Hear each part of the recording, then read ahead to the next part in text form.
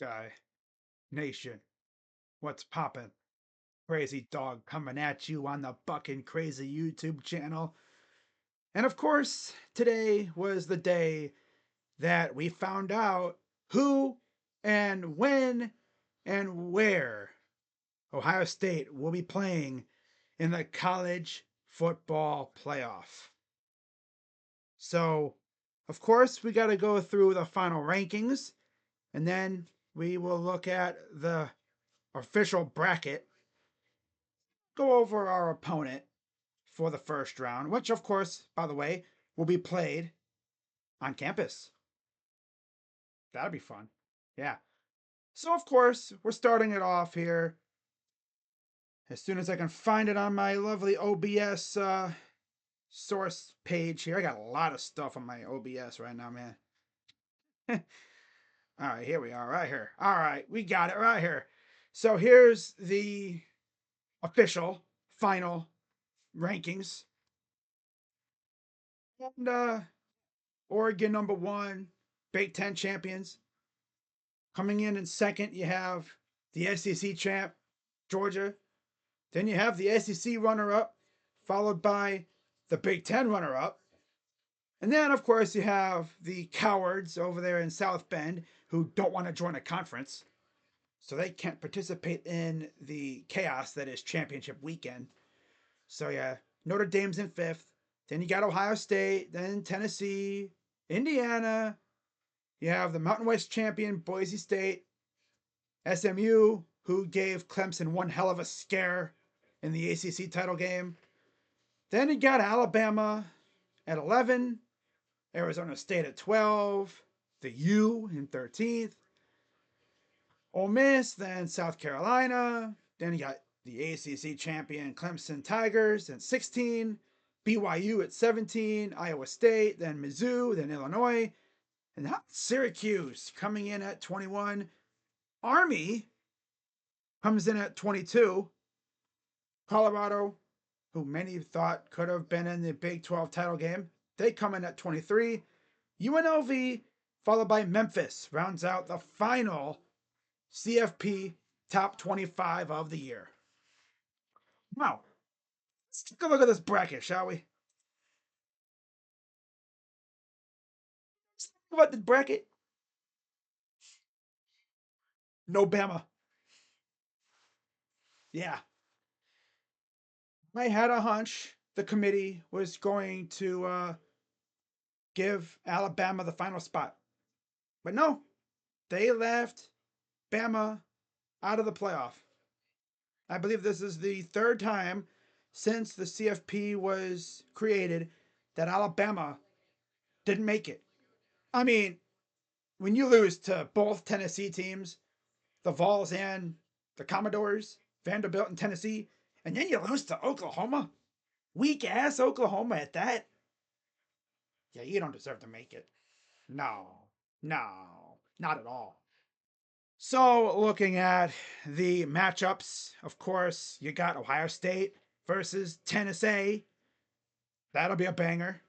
I can already tell you the next 2 weeks or so on Twitter are going to be hell between the two fan bases because you're talking about two incredibly toxic fan bases on Twitter. Then you got Indiana and Notre Dame.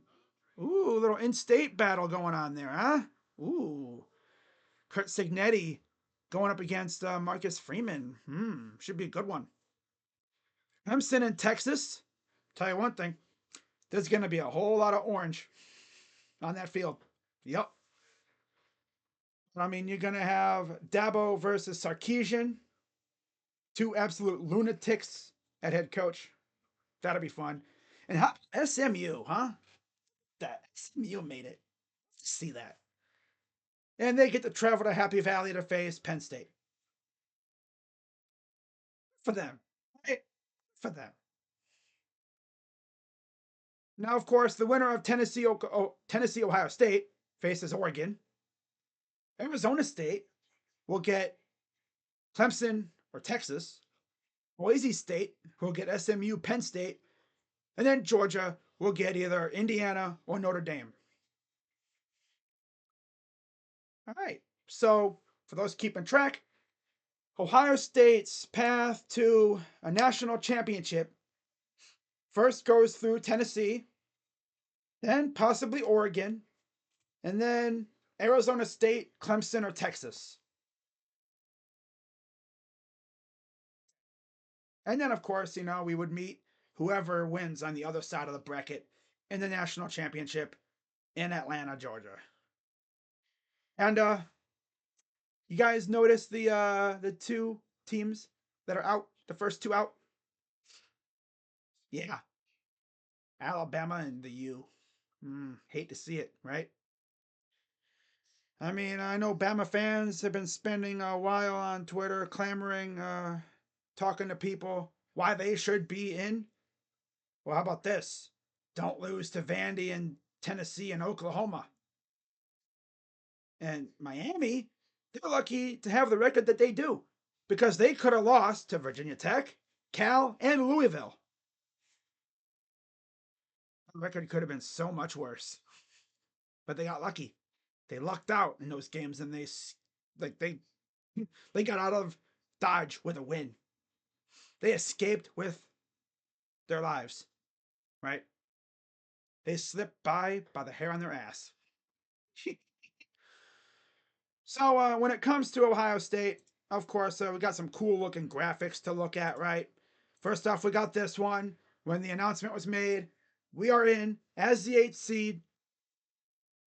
A lot of people were kind of mad that they still had Penn State over Ohio State, which I kind of understand because Penn State made the Big Ten championship game, but we beat them. So I guess matchups don't matter, right? Yep. And then you got this little piece right here talking about the game against Tennessee at the Shoe. Am I tripping? What does that say? 8 p.m. You mean we don't gotta play at noon? Ooh. I love that. I love that a lot. Right? Now, there's also this little piece here too. Ohio State is the only team with 4 CFP appearances in the last 6 years. And what's really funny too is so the Ohio State football Twitter admin decided to have a little bit of fun, right? Yeah. Let me actually do this a little bit so I can make it bigger. Giggity. And we can see what exactly the admin on the Buckeye Twitter account said. Yeah, they were just having some fun. But I guess you can't have fun when you're running an official college football team's Twitter account. Essentially, he's saying we're free from noon games. That's good. That's a good one. I like that. I like that a lot. Now, of course, let's talk about the latest in the transfer portal news.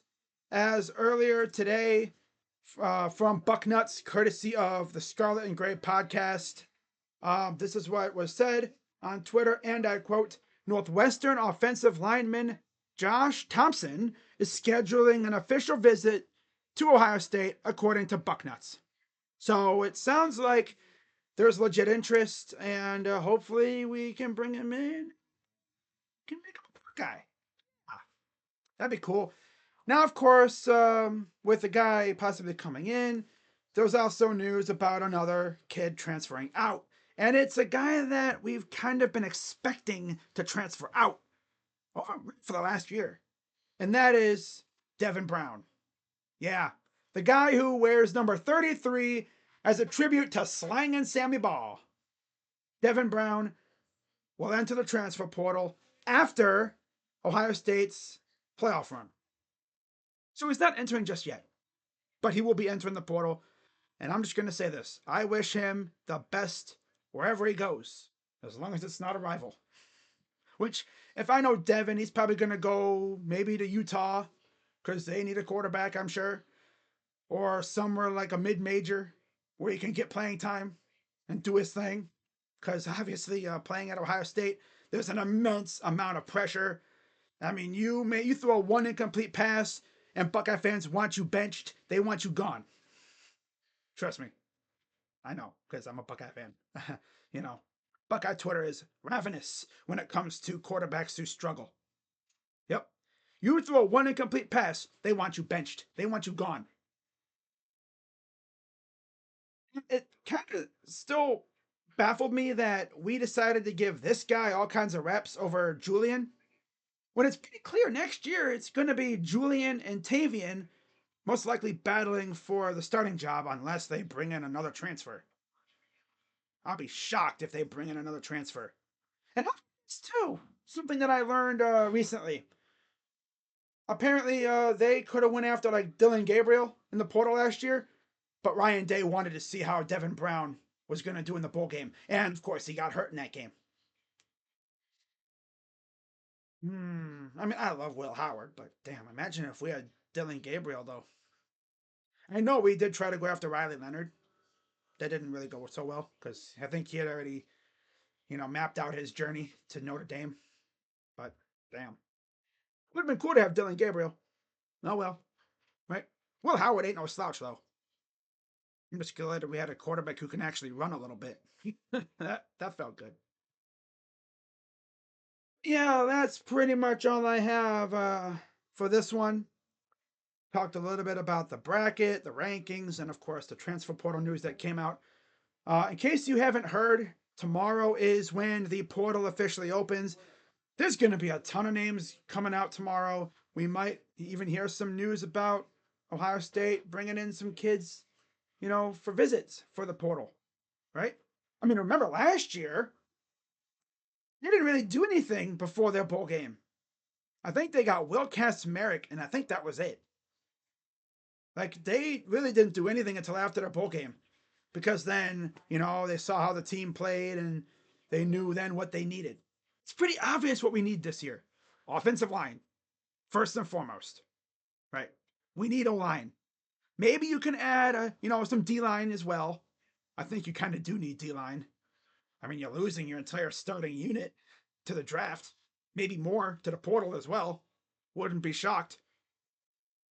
But yeah, it's going to be an interesting couple of hours here, a couple of days, couple of weeks heading into the playoff game. And then, of course, we have the portal and everything. But that's really all I got, guys. So if I hear anything else, I'll definitely have a video for it. You know how it is over here.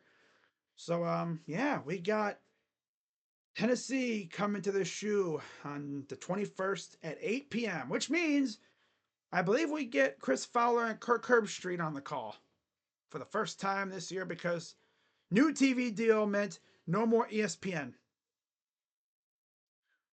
It would be good to hear Herbstreit and Fowler call our games again. So, yeah, that's all I got. And by the way, with the playoffs being here, that means it's the return of these jerseys. Yeah, I wish they'd make these things permanent, but these are the playoff jerseys. It's weird, right? Why don't they just wear these things all the time? They're freaking dope.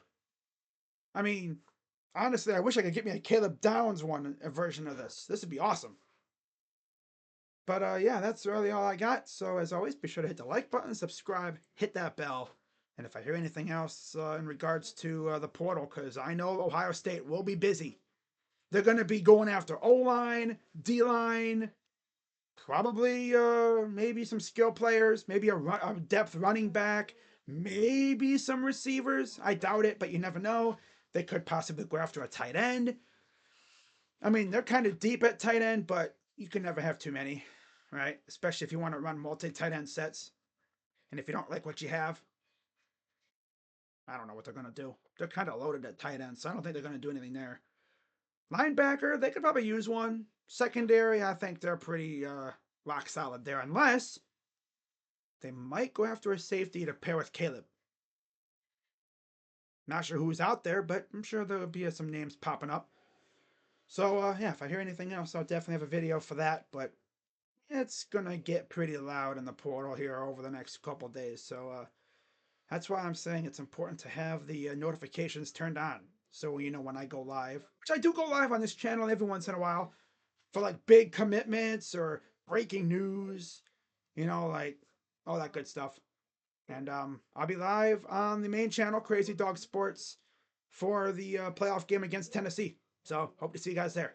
With that being said, go Bucks. I'm Crazy Dog coming at you on the Buckin' Crazy YouTube channel. OH, I'm out. Bye-bye. Yeah.